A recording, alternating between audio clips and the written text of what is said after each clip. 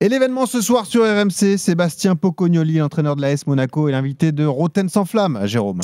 Bonjour Sébastien. Bonjour. Bonjour, merci. Bonjour coach. Bonjour. Merci coach d'être là pendant cette trêve. Alors c'est toujours un peu long la trêve internationale, déjà pour nous parce qu'on analyse le foot et la Ligue 1, la Ligue des Champions et on a hâte que ça se termine. J'imagine que pour vous c'est une façon de encore plus faire connaissance avec votre groupe. Exactement. Je pense que la trêve par rapport à ma timeline, quand je suis arrivé au club, elle est arrivée au bon moment maintenant. Pourquoi? Parce que quand je suis arrivé, c'était juste après une trêve internationale où on a enchaîné 7 matchs en 3 semaines et on n'a pas eu beaucoup le temps d'aller dans le détail ou même dans l'approche plus individuelle avec les joueurs. Et cette trêve nous permet d'avoir une multiple fonction. Premièrement, c'est de donner un peu de repos à certains joueurs qui ont enchaîné énormément de matchs. Une deuxième, c'est d'aller un peu plus dans les détails à l'entraînement sur certains aspects du jeu. Et aussi pour moi, en tant que coach et humain, c'est de bien m'installer à Monaco et de mettre un peu ma patte à tous les niveaux, que ce soit à la turbie, mais même dans ma vie privée. C'est pas l'adaptation se fait rapidement. J'imagine que c'est pas facile quand on passe de la Belgique, du club que vous entraîniez, comme ça à entraîner d'un seul coup l'AS Monaco, qui est un club qui est très ambitieux. Oui, non, mais c'est un parcours voilà, dans ma vie, dans ma carrière. Ça s'est présenté maintenant. Moi, je crois pas aux choses qui arrivent forcément par hasard. Je pense que tout a un sens si ça arrive maintenant.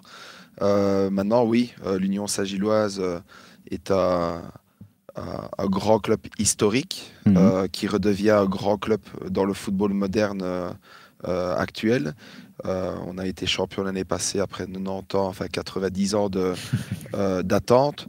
Et voilà, maintenant passer à Monaco, c'est forcément une autre dimension et ça fait partie de mon parcours actuel. Coach, je vais rappeler votre profil, Sébastien Pocognoli, vous êtes un jeune entraîneur, 38 ans, c'est seulement votre deuxième expérience en tant qu'entraîneur principal. L'an dernier, vous aviez été nommé entraîneur de l'Union Saint-Gilloise et pour votre première saison, champion de Belgique, vous l'avez dit, après 90 années d'absence ou de manque de titre de champion pour l'Union Saint-Gilloise. 90, exactement.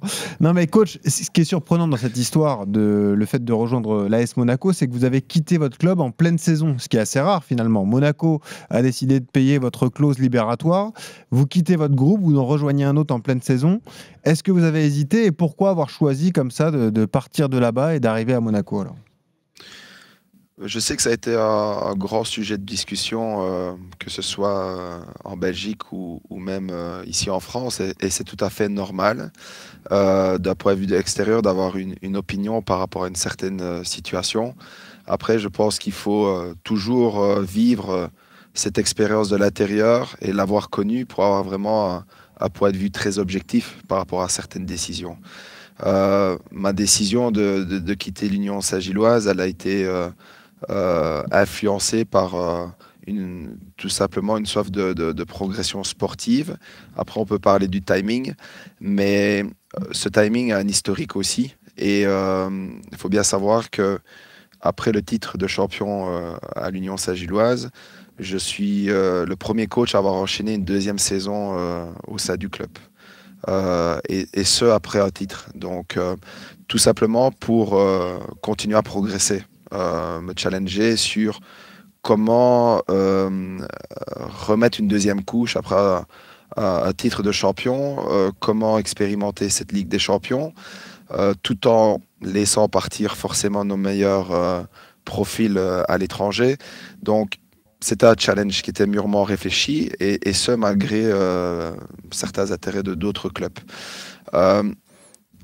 Partir au mois d'octobre a été influencé tout simplement par cette envie de progresser, tout simplement parce que je trouvais qu'on arrivait à la fin d'un cycle par rapport à moi dans le club. Ça a été mon ressenti. Et c'était très important de partir en ayant un bon feeling, qui était forcément renforcé par le titre, mais aussi d'avoir commencé la saison par 27 sur 30 et 3 sur 6 en Ligue des Champions, avec un nouveau groupe, un nouveau groupe de joueurs aussi. Et moi, j'avais peut-être envie de progresser autrement pour cette année. Mais justement, coach, parce que j'ai regardé un petit peu votre histoire avec l'Union Saint-Gilloise, si je me trompe pas, vous revenez sur les dernières années de carrière de joueur pour faire monter le club en première division, c'est ça, déjà comme joueur? On est d'accord? C'est ça. Voilà. C'est ça. Derrière, vous enchaînez entraîneur, vous devenez champion. Vous attaquez la saison du titre de champion et de Ligue des Champions en gagnant votre premier match en Ligue des Champions. Et nous, on a fait le débat en plus quand vous êtes arrivé, ou quand on parlait de vous à l'AS Monaco. Et beaucoup étaient surpris parce que justement, nous, de l'extérieur, on pensait que l'histoire n'était pas finie parce qu'elle était tellement belle, l'histoire. On se disait, mais après le titre de champion, peut-être qu'il va qualifier son équipe en Ligue des Champions pour un barrage. Et là, l'histoire aurait été extraordinaire. Et c'est pour ça peut-être que les supporters et certains observateurs extérieurs ont été déçus de vous voir partir parce que l'histoire était trop belle. Non, mais tout à fait, ce sentiment est tout à fait logique parce que quand on est dans quelque chose de positif et on s'attache déjà à une certaine nostalgie du présent. Et il faut savoir aussi qu'un club comme l'Union Saint-Gilloise, on pourra peut-être en revenir plus tard par rapport à Monaco, mais on doit faire beaucoup plus que tout le monde en Belgique pour atteindre des résultats. Parce qu'on n'a pas on n'avait pas la même puissance générale qu'un club comme Bruges ou comme Genk ou comme le Standard de Liège ou Anderlecht. Donc ça demande beaucoup plus de travail pour accéder à quelque chose de très positif avec l'Union Saint-Gilloise. Deuxièmement, mon parcours à l'Union, comme vous l'avez dit, il n'est pas seulement sur cette dernière année. Quand j'ai eu 3 passages à l'Union. C'est sur la fin de ma carrière, j'ai été un peu me challenger dans ma dernière partie de carrière, d'aller en D2 belge par rapport à ce projet de l'Union Saint-Gilloise que je croyais vraiment très puissant. Et on est monté. Et après ma fin de carrière à l'Union Saint-Gilloise, j'ai repris les U21, U23 de l'Union Saint-Gilloise, qui n'est certainement pas dans le même contexte que les U23 à Monaco, si je peux me permettre, où c'est un pur investissement par rapport à ma jeune carrière de coach. Et on a fait du très bon travail là-bas. Donc en fait, tout mon travail s'étend sur 3 périodes au club. Et j'ai donné vraiment le maximum. Et à un moment, on se dit, qu'est-ce que je peux faire de plus et on arrive à un moment où, oui, Monaco arrive à ce moment-là. Et je trouve que c'est l'instant pour repartir avec une maison qui est bien rangée pour le coach qui va suivre et pour la suite de la saison. Coach, Sébastien Pocognoli, l'entraîneur de l'AS Monaco en direct dans Rotten sans flamme sur RMC. Ouais, coach, moi je voulais rebondir donc sur cette jeune carrière d'entraîneur là qui débute avec beaucoup de succès. Donc vu que rien n'arrive par hasard à l'AS Monaco, vous arrivez à l'AS Monaco, c'est quoi vos idées de jeu, votre profil de coach pour faire de nouveau rayonner l'AS Monaco? J'ai une idée de jeu et de football en général assez idéaliste. On a tous envie en tant que coach de faire du bon jeu, d'être dominant, et parfois on le dit à tort et à raison. Mais moi, c'est vraiment quelque chose qui me tient à cœur. C'est de chaque jour travailler pour donner un sentiment à mes joueurs et un sentiment collectif de imposer notre style et d'être dominant et de certainement avoir beaucoup de confiance pour démarrer chaque match avec et sans ballon. Après, le système de jeu dépend de l'animation en général, on est bien d'accord par rapport à ça. Donc moi je suis arrivé, on a joué avec un 3 arrière. Et dépend des bons joueurs aussi. Ça dépend aussi des forces, à disposition. Ouais. Mais après une analyse profonde du noyau, on a un groupe de joueurs qui nous permet de jouer 2-3 systèmes. Ça, c'est la réalité.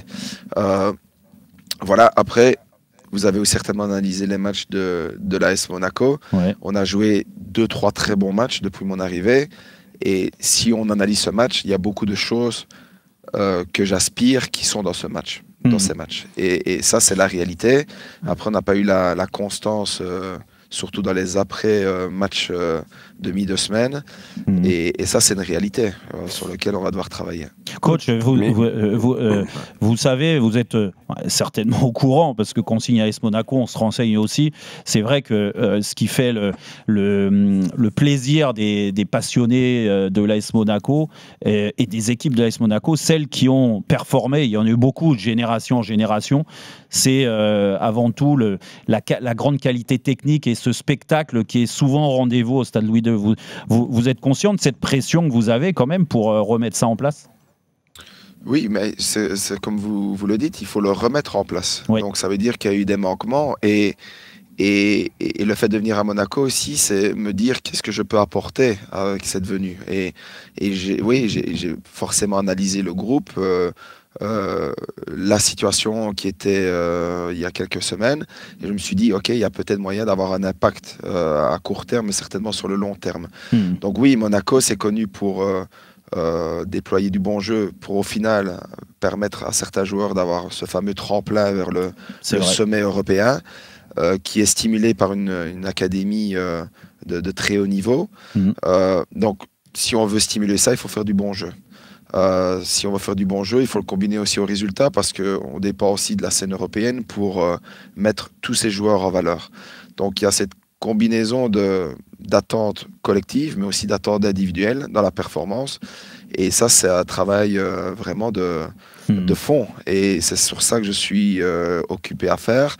Et je pense que contre Tottenham, on a vu un match de très très bon niveau technique. Des belles choses, oui, c'est vrai. De très belles choses. Nantes aussi.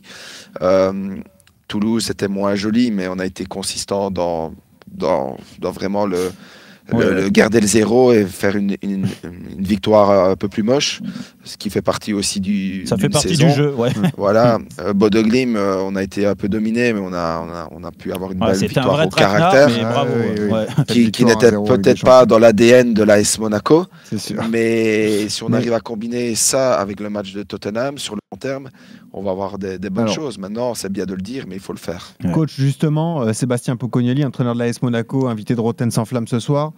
Vous avez forcément découvert aussi ce que représente le contexte monégasque. À chaque fois qu'on en parle, Jérôme Rotten a envie de me sauter dessus parce que c'est particulier comme club. L'AS Monaco, c'est un club qui est ambitieux, qui est une référence dans le championnat de France, mais qui parfois peut manquer d'engouement. C'est vrai qu'on parle beaucoup moins de Monaco que de Paris ou de l'OM, par exemple. Est-ce qu'il est dur à appréhender pour un entraîneur ce contexte monégasque ? Est-ce que c'est dur parfois de motiver des joueurs quand ils jouent à l'AS Monaco malgré tout le talent qu'ils ont ? Mais ça, c'est la question fondamentale. C'est dans quel environnement j'arrive, quel est l'ADN du club, quelles sont ses forces et quels sont peut-être ses manquements à certains moments. Je pense que l'AS Monaco a plus de qualité que de manquements par rapport à l'ADN. Ça, c'est une certitude, mais il y a certains aspects qu'il faut tenir en compte qui peuvent altérer le focus ou cette rigueur au quotidien. Je pense que le rôle du club en général et de la direction, c'est aussi avoir un coach qui peut apporter cette pierre à ce contexte. Moi, je suis un entraîneur avec une certaine rigueur de travail où l'aspect collectif est beaucoup plus importante pour moi que l'individu, même si mon travail au quotidien, c'est de développer l'individu. Mais cet esprit de travail, de rigueur et de demande, elle est propre à mon ADN. Ça, vous avez constaté un manque à ce niveau-là dans votre effectif ? Peut-être des joueurs qui s'endormaient un peu malgré leur qualité ? Premièrement, je n'ai pas encore vu tous les aspects de mon noyau. Donc ça, c'est peut-être une question qu'on pourra me reposer dans quelques semaines, parce que je pense qu'avoir des leaders au quotidien sur le terrain qui sont le relais du coach et de ce qu'il veut mettre en place peut donner plus facilement un caractère à une équipe. Et malheureusement, on a eu beaucoup d'absences par rapport à ça. Ce qui m'a permis de voir d'autres choses qui étaient super positives. Mais la réalité, c'est qu'on est inconstant. Alors, est-ce qu'on est inconstant par rapport à l'enchaînement des matchs où on n'a pas trop d'options en profondeur pour pouvoir perdurer sur de la constance avec 2-3 matchs par semaine? Ça, c'est une question qu'on va devoir répondre sur le long terme. Mais moi, ce que je peux voir au quotidien, c'est que j'ai des joueurs qui donnent le maximum par rapport à ce que je demande. Et la constance, oui, il va falloir l'apporter. Et ça, c'est mon rôle de coach. Mais je ne vois pas une inconstance qui est due à laxisme au quotidien ou à un manque d'envie des joueurs. Maintenant, moi, je peux encore essayer de profiler certains mentales de certains de mes joueurs. Mais ça, c'est tout coach qui apporte cet impact. Et Après, c'est mon coach, travail. si vous avez besoin de débats dans les médias pour réveiller votre club, rassurez-vous, on sera là. Hein. Jérôme Bretagne sera là, Eric Dimeco aussi. Non, mais justement, pour parler du contexte, avec Jérôme, on a eu la chance de jouer dans ce club-là. Moi, en plus, j'ai eu la chance d'être champion de France en 97 avec deux grands Belges, Enzo Schifo et Philippe Léonard, que vous connaissez obligatoirement. Et j'ai pu me rendre compte, et Jérôme aussi à son époque, que pour gagner des titres à l'AS Monaco, il faut être beaucoup plus fort que les autres. Parce que justement, ces moments difficiles dans une saison où on est un peu moins bien, peut-être, fatigue mentale, physique, il n'y a pas la pression extérieure qu'il peut y avoir à Marseille, par exemple, où ça nous booste naturellement, quoi, voilà. Et je me suis rendu compte que là-bas, d'abord, il faut avoir toutes ces forces en place pour pouvoir être au plus haut niveau, et il faut être plus fort que les autres. Et du coup, ça m'amène cette question. Est-ce que, du coup, avec tous les blessés qu'il y a à l'AS Monaco, est-ce que vous avez pu évaluer finalement le véritable niveau de votre équipe, et est-ce que vous pensez avoir les armes pour jouer une place qualificative en Ligue des Champions, pardon? Alors, il y a plusieurs questions dans cette question. La première, c'est d'être meilleur que tout le monde ou faire plus que tout le monde pour accéder à quelque chose un trophée à Monaco. C'est ça la première question. C'est ça, oui. Il faut faire plus et qu'on peut être dévié de beaucoup de choses. Et ça, je le sais. Après, là, je reviens d'un point de vue vraiment d'expérience personnelle. L'année passée à l'Union, je disais exactement la même chose à mes joueurs. On doit faire beaucoup plus que tout le monde parce qu'on n'a pas les mêmes infrastructures, on n'a pas la même influence dans le football belge qu'un club comme Bruges ou comme Anderlecht. On a peut-être un peu moins de poids dans certaines décisions.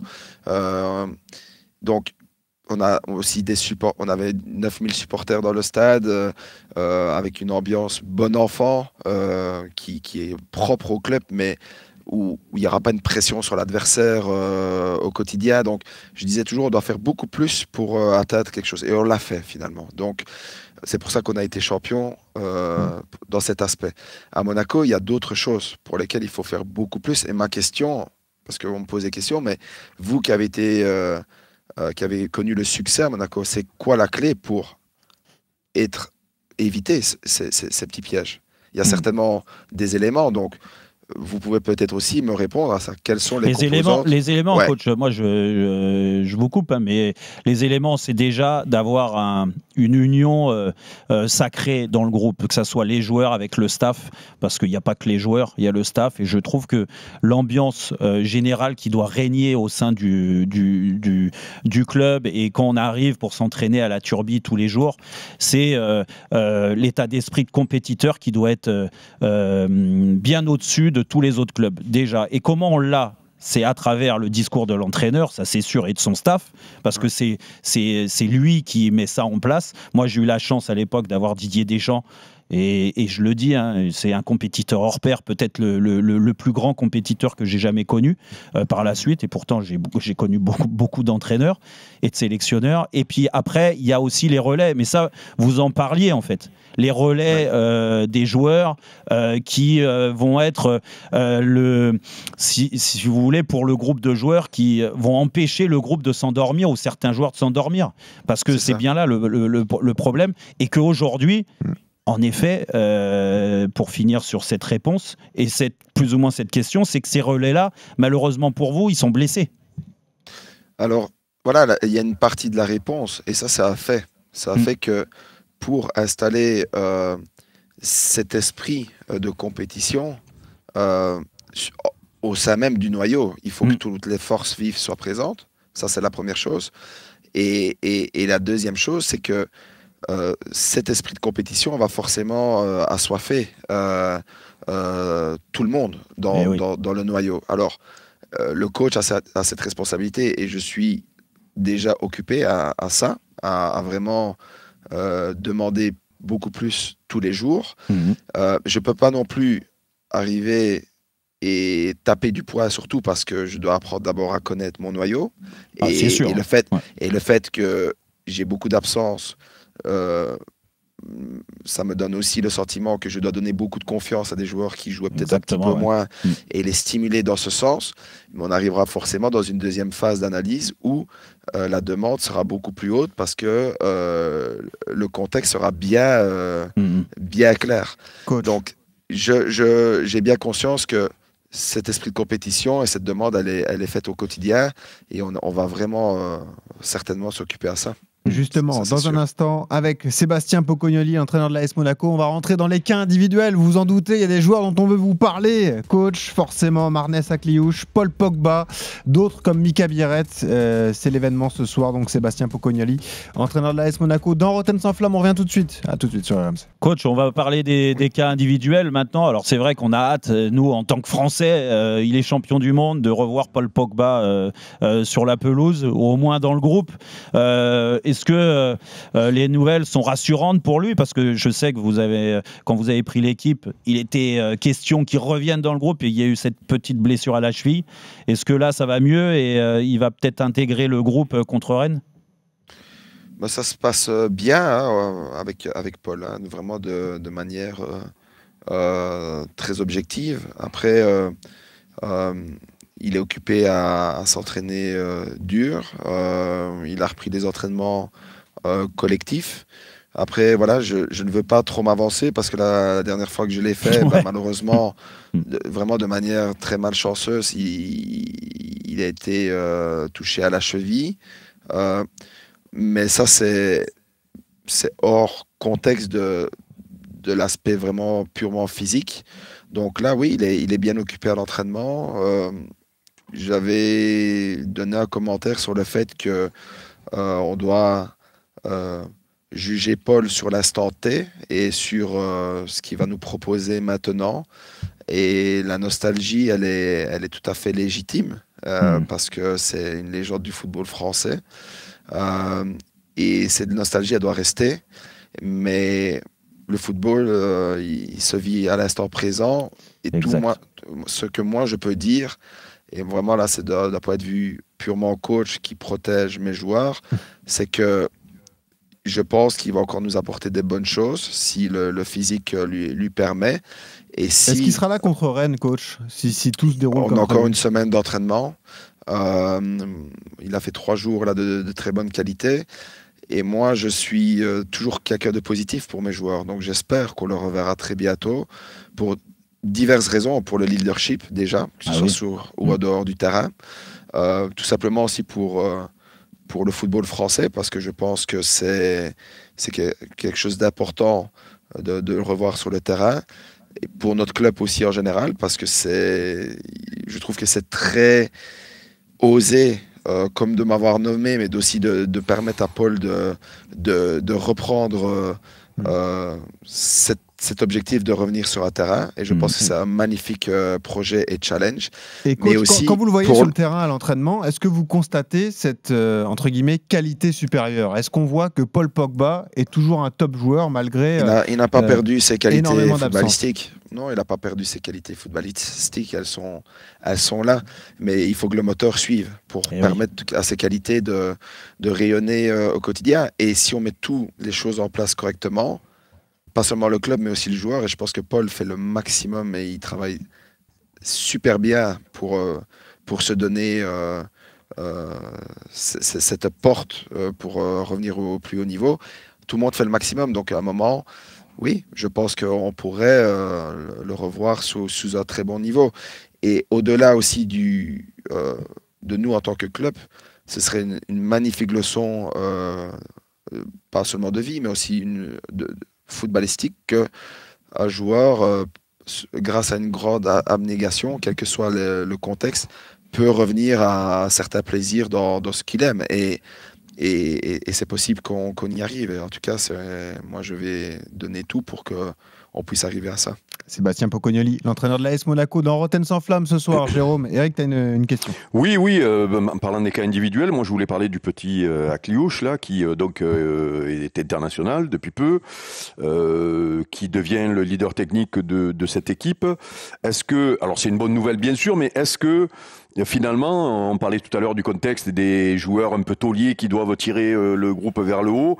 Est-ce que d'avoir son leader technique aussi jeune comme ça, jeune international, est-ce que c'est pas problématique finalement, puisque les fameux tauliers sont pas là, sont blessés, et qu'est-ce que le coach attend d'un garçon comme lui, si jeune et déjà international?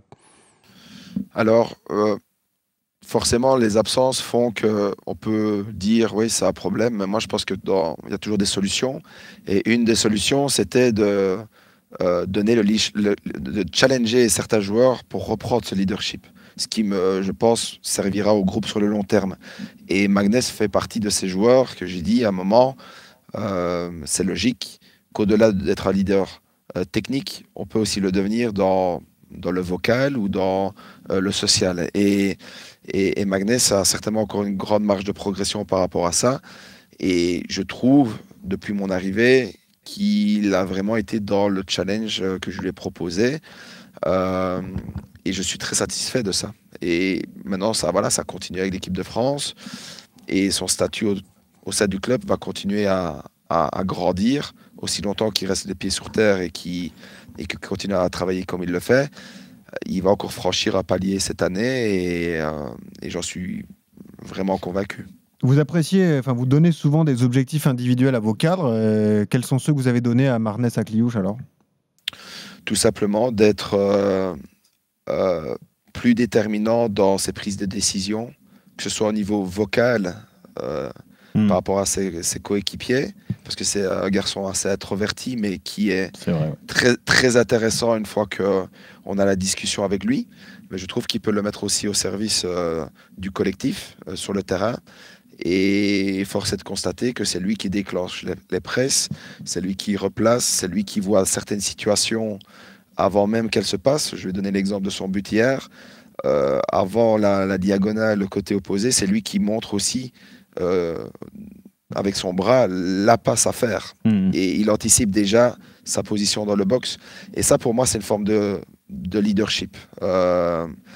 Même si on ne la voit pas, c'est pour moi quelque chose de très important. Et sa présence dans le box aussi, d'être beaucoup plus dans la surface, d'être beaucoup plus présent, parce que il avait toujours la bonne dernière passe, mais des fois, aller aussi mettre son nez après cette passe dans le box va lui donner l'opportunité d'être plus décisif aussi dans les matchs. Coach, est-ce que ça passe aussi par un positionnement qui peut être différent? Parce que moi, je sais que je l'ai fait, on l'a fait en interview en début d'année, juste le jour où il était appelé pour sa première sélection.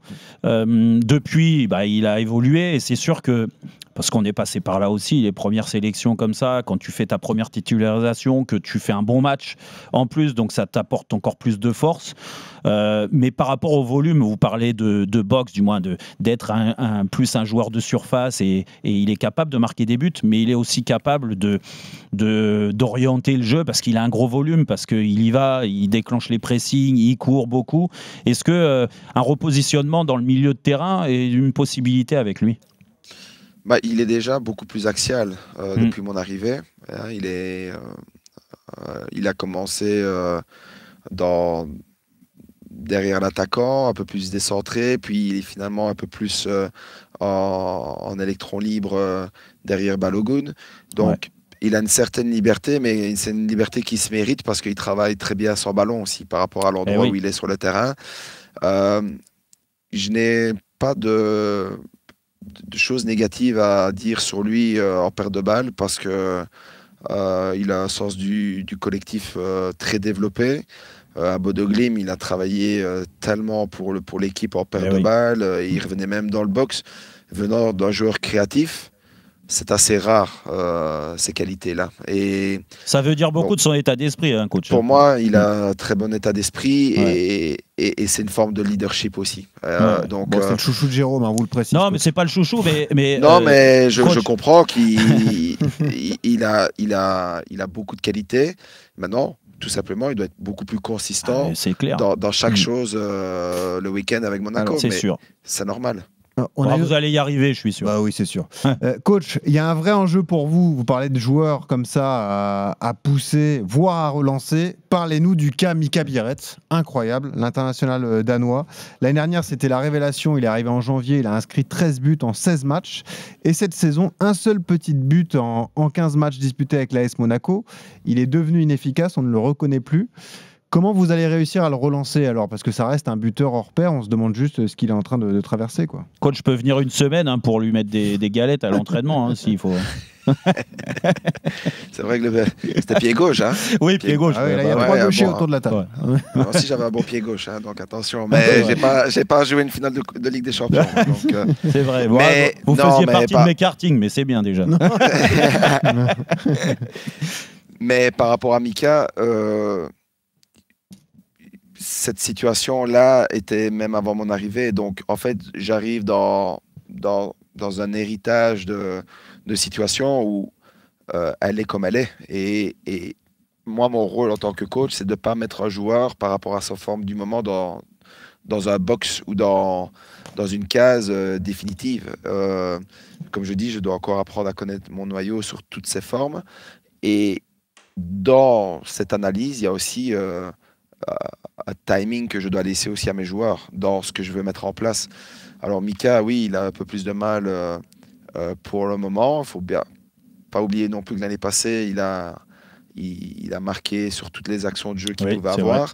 Et parfois, on oublie que la confirmation, c'est un facteur qui est dans la progression ou dans le développement d'un joueur, parce que ça reste un jeune joueur qui doit certainement confirmer cette première bonne partie d'époque à Monaco.